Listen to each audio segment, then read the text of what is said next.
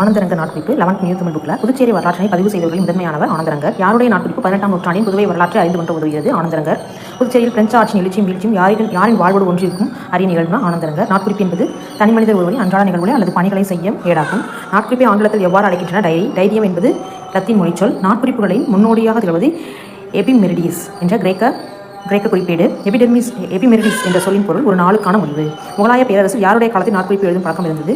பாபர். முகலாய பேரரசில் யாருடைய காலத்தில் நாட்குறிப்பு எழுதும் பழக்கம் தடை செய்யப்பட்டது இருந்தது? அவுரங்கசீப். 1498 இந்தியாவிற்கு கடல்வழி மார்க்கத்தை கண்டுபிடித்தவர் வாஸ்கோட காமா. அவர்களின் நாட்குறிப்பு யாரால் பதிவு செய்யப்பட்டது? ஆல்வாரோ வெல்லோ. எந்த ஆளுநரின் மொழிபெயர்ப்புக்காக ஆனந்தரங்கர் விளங்கினார்? துய்குலே என்ற பிரெஞ்சு ஆளுநர். யாருடைய நாட்குறிப்பு 25 ஆண்டுகள் தென்னிந்தியா வரலாற்றை அறிந்து கொள்ள உதவுகிறது? ஆனந்தரங்கர். பிரான்சுவா மார்பேனுக்கு பிறகு புதுச்சேரியின் தலைமை பொறுப்பினை ஏற்றவர் கியோம் ஆந்த்ரோ எப்போரின் தரகராக நியமிக்கப்பட்டவர் நைனியப்பர். நைனியப்பரின் மைத்துனர் திருவேங்கடத்தின் மகன் ஆனந்தரங்கர். சென்னையில் உள்ள பெரம்பூரில் பிறந்த ஆண்டு 1709.